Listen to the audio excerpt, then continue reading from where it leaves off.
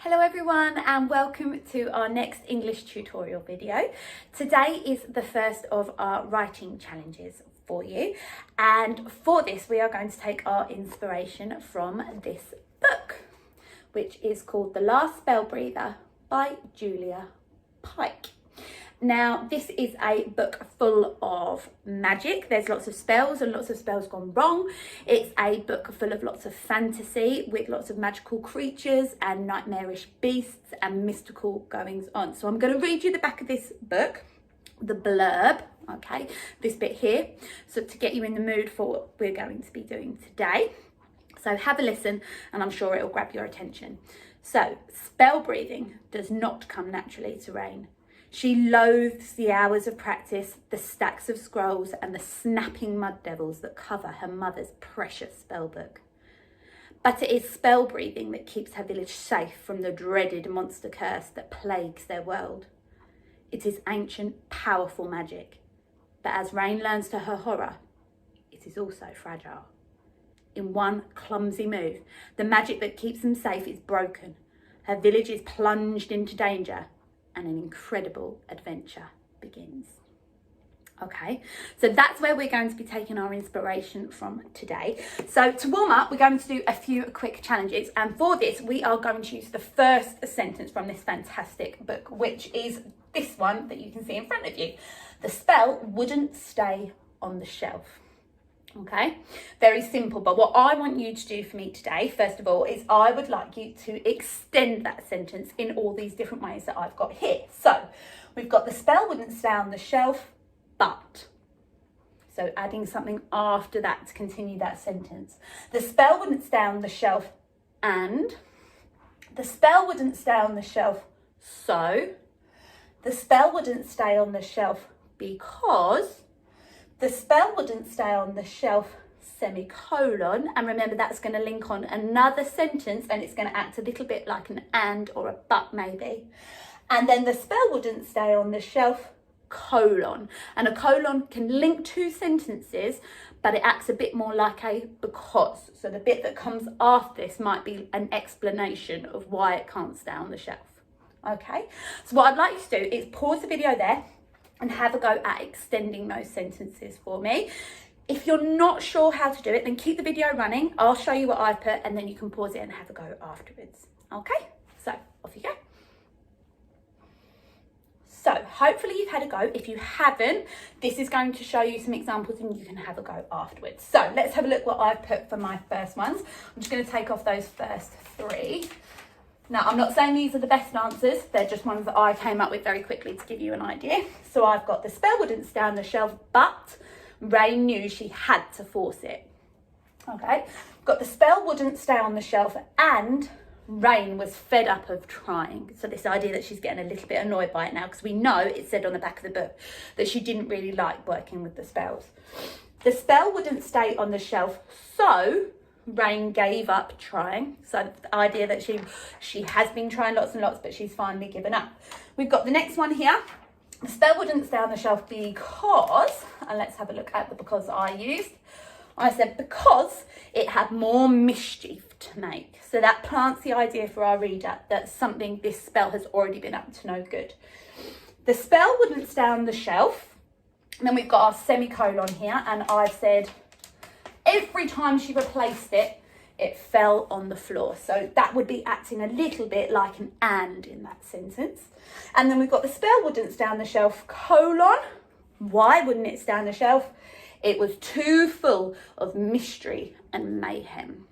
Okay, so it's up to no good, this spell, and it's going to cause some more trouble. So that was the first of our challenges. If you didn't have a go and you were waiting for my examples, then pause it there and have a go. But I'm going to take that one away now and we're going to have a go at our second challenge. So this time we're going to be using one of the skills that we looked at in one of the earlier videos from this week. So we were looking at, on Monday, there were videos uploaded about using expanded noun phrases. And we were looking to use relative clauses and present participle phrases. So what I want you to do this time is I want you to expand the noun phrase using a relative clause in the first instance and a present participle phrase in this one. So something that would come after the words the spell, which is our simple noun phrase.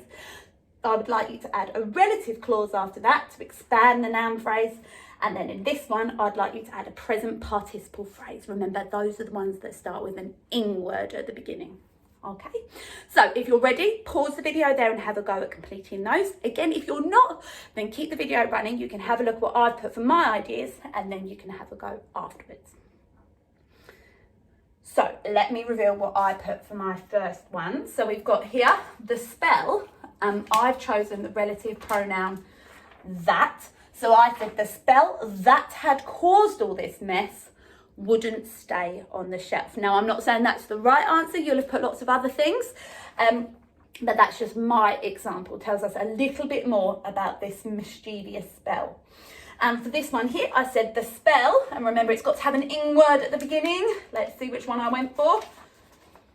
I said it was vibrating in her grasp. So the spell vibrating in her grasp wouldn't stay on the shelf. So this idea that it's in her hand and it's really shaking, it's really keeping her going.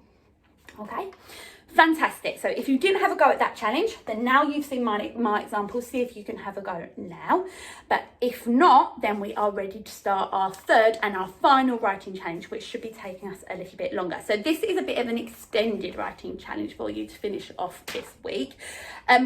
What I would like you to do is, I've shown you the first sentence of this fantastic book, but what I would like you to do is see if you can write the opening chapter up until the point where it all goes wrong, where the magic is broken and the village is plunged into danger.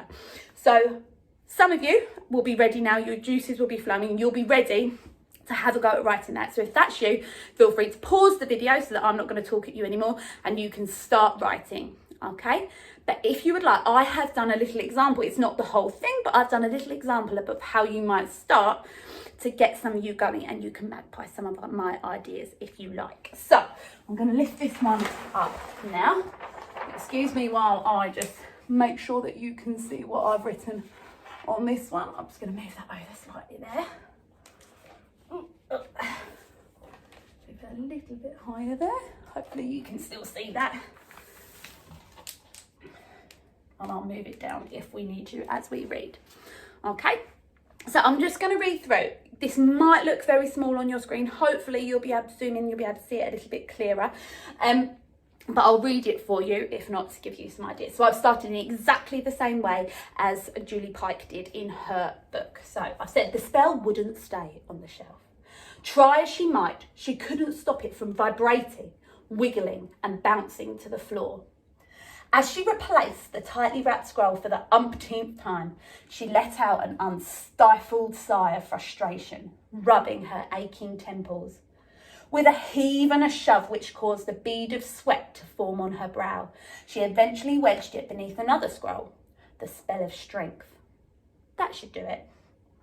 Now that she had subdued the mischievous spell that had caused this mess, she could finally put it right before her mum saw. After all, she wasn't meant to be in there. Dropping to her knees, she began sifting through the scrolls, each labelled in her mother's beautiful golden script. Spells that made her yawn, spells that made her smile, and spells that sent shivers down her spine.